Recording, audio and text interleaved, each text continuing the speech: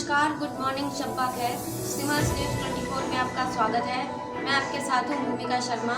देखते हैं आज की हेडलाइंस। श्रीलंका में पेट्रोल 254 रुपये प्रति लीटर हुआ। डीजल के दाम भी 50 से 75 रुपये प्रति लीटर तक बढ़े। यूक्रेन पर रूसी हमले के बाद पश्चिमी देश का रूस पर प्रतिबंध लगा रहा है। इसके कारण भी तेल और गैस के दाम बढ़ रहे हैं। एक तेल कंपनी के प्रबंध निदेशक ने कहा कि तेल की अंतर्राष्ट्रीय स्तर पर ऊंची कीमतों के कारण हमें अभी बहुत घाटा उठाना पड़ रहा है। ऐसे में कीमतें बढ़ाने के अलावा और कोई विकल्प नहीं है। दाम बढ़ाने के बावजूद भारी घाटा सहन करना होगा। इंडियन ऑयल कॉरपोरेशन श्रीलंका में सहयोगी कंपनी ने एक बार फिर पेट्रोल और डीजल की खुदरा कीमतें बढ़ा दी हैं। एक महीने में तीसरी बार यह बढ़ोतरी की गई है। श्रीलंका इंडियन ऑयल कंपनी ने कहा डीजल के दाम 75 रुपये लीटर व पेट्रोल के 50 रुपये लीटर बढ़ाए जाएंगे। अब देश में पेट्रोल 254 रुपये प्रति लीटर और डीजल 214 रुपये प्रति लीटर हो गया है। पहली बार कैबिनेट से इस संकल्प पत्र को मूल मंत्र मानकर काम करेंगे सरकार व मंत्री अमित शाह। मुख्यमंत्री योगी आदित्यनाथ, उप मुख्यमंत्री केशव प्रसाद मौर्य, डॉक्टर दिनेश शर्मा और भाजपा प्रदेश अध्यक्ष स्वतंत्र देव सिंह ने 8 फरवरी को विधानसभा चुनाव के लिए पार्टी का संकल्प पत्र जारी किया था। तब मुख्यमंत्री ने कहा था कि उनकी नई सरकार संकल्प पत्र को मूल मंत्र मानकर पूरा करेगी। विधानसभा चुनाव में भाजपा के लोक कल्याण संकल्प पत्र में किए गए वादों को अपना मूल मंत्र मानते हुए योगी सरकार पहली कैबिनेट से ही पूरा करने में जुटेगी। जनता में संदेश देने के लिए सरकार व संगठन ने इस पर मंथन शुरू किया है। में एक साल के दौरान कोरोना से हुई 40 लाख मौतें सरकार ने किया खारिज। केंद्रीय स्वास्थ्य मंत्रालय ने शुक्रवार को इस विश्लेषण में गलत सूचना करार दिया और कहा कि इसकी कार्यप्रणाली खामियां और विसंगतियों को स्वीकार किया है। सेंट में एक नए विश्लेषण के अनुसार जनवरी 2020 और दिसंबर 2021 के बीच कोविड-19 के कारण भारत की अनुमानित मौतों की संख्या दुनिया में सबसे अधिक 40,07,000 रही। यह संख्या बताए गए आंकड़े की तुलना में लगभग 8 गुना अधिक है। इस पर प्रतिक्रिया देते हुए केंद्रीय स्वास्थ्य मंत्रालय ने शुक्रवार को इस विश्लेषण में बताया कि सूचना गलत है और कहा कि इसके लेखकों ने खुद कई कार्यप्रणाली खामियां और विसंगतियों का स्वीकार किया है। मैनपुरी की 2 विधानसभा सीटों पर ऐसे जीती भाजपा। सपा के कोर वोट बैंक में लगाई संग मैनपुरी जिले में 2 विधानसभा सीटों पर भाजपा ने जीत दर्ज कर सपा को मात दी है। इसमें भोगांव विधानसभा में लोधी वोट के ध्रुवीकरण के चलते भाजपा जीतने में कामयाब हुई। लोधी वोट का ध्रुवीकरण इसलिए भी अहम है क्योंकि भोगांव विधानसभा में लोधी प्रत्याशी भी मैदान में थे। वहीं मैनपुरी में भाजपा ने सपा के कोर वोट बैंक में सेंध लगाकर जीत का परचम लहराया। सियासत में भोगांव विधानसभा सीट की अपनी अलग ही जगह थी।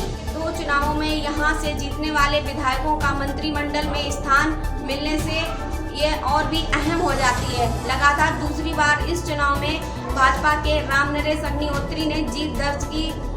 पिछली सरकार में वह योगी मंत्रिमंडल के बतौर आबकारी मंत्री शामिल हुए थे। रूस पर प्रतिबंध लगाता रहेगा अमेरिका। यूट्यूब ने रूसी मीडिया चैनलों को पूरी दुनिया में ब्लॉक किया। यूक्रेन और रूसी हमले का आज 16वां दिन है। इतना लंबा समय हो जाने के बाद भी दोनों देशों के बीच जंग समाप्त होने का नाम नहीं ले रही है। रूस की ओर से यूक्रेन के कई शहरों पर हमले जारी हैं। युद्ध के 2 हफ्तों के दौरान यूक्रेन में 1 लाख नागरिक काकरों और करीब 2 लाख नागरिक वार्सो में शरण लेने पहुंचे हैं।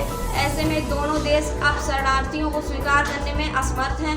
वहीं यूट्यूब ने विश्व स्तर पर रूसी राज्य और वित्त पोषित मीडिया चैनलों को ब्लॉक कर दिया है। अमेरिका ने रूसी शराब के आयात पर लगाया प्रतिबंध। अमेरिकी विदेश विभाग ने प्रवक्ता नेड प्राइस से कहा कि अमेरिका ने अपने G7 भागीदारों के साथ मिलकर आज रूस को जवाबदेह ठहराने के लिए और कदम उठाया है। हमने यह सुनिश्चित करने के लिए धनी रूसी वर्ग के खिलाफ देशद्रोह की कार्रवाई की घोषणा की। रूस की सरकार यूक्रेन पर अपने आक्रमण के लिए एक गंभीर आर्थिक और कूटनीतिक कीमत चुकाएगी। साथ ही उन्होंने कहा कि वाणिज्य विभाग ने रूस और बेलारूस को अमेरिका लग्जरी सामानों के निर्यात पर नए नियंत्रण लगाए हैं। हमने रूसी शराब, समुद्री भोजन और गैर औद्योगिक हीरों पर आयात प्रतिबंध भी लगाया है। रूस और यूक्रेन युद्ध के चलते खाद्यान्न निर्यात बढ़ाने का मौका।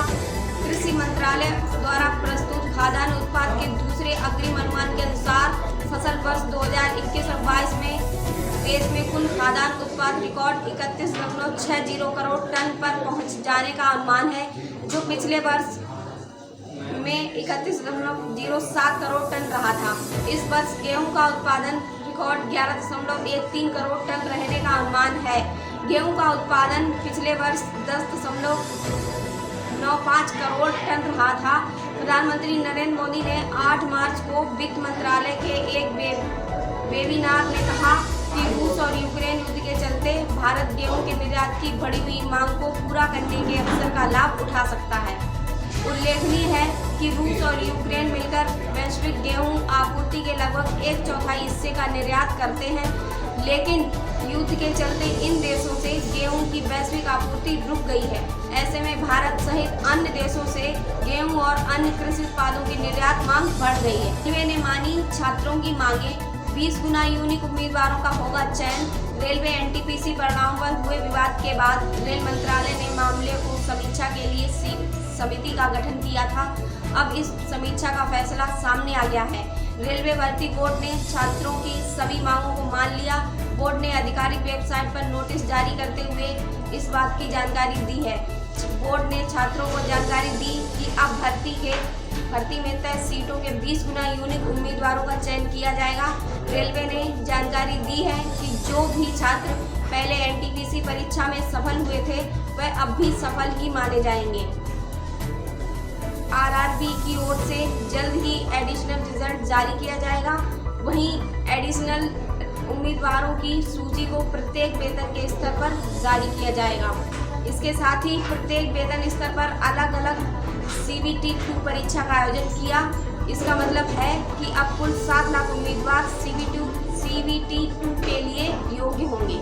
कच्चे तेल में तेजी से भारत अर्थव्यवस्था पर पड़ेगा असर।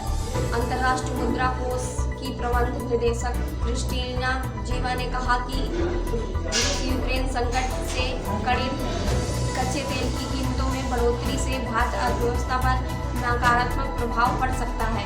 इसकी प्रमुख वजह भारत का 100% हाल शहरी ऊर्जा का बड़ा आयात होना है। हालांकि भारत ने अच्छी तरह अपनी व्यवस्था का प्रबंधन किया है। चुनौतियों का सामना करने के लिए उनके पास पर्याप्त पूंजी है। IMF प्रमुख ने कहा कि यूक्रेन पर हमले के परिणाम पूरी दुनिया को भुगतने होंगे। यूरोप में जो हुआ वैसे सोचा भी नहीं जा सकता था। इसका असर भारतीय अर्थव्यवस्था पर सबसे अधिक ऊर्जा कीमतों के रूप में पड़ेगा। उन्होंने कहा कि युद्ध का हमारे विश्व आर्थिक परिदृश्य पर भी असर होगा, जिससे कीमतें बढ़ेंगी।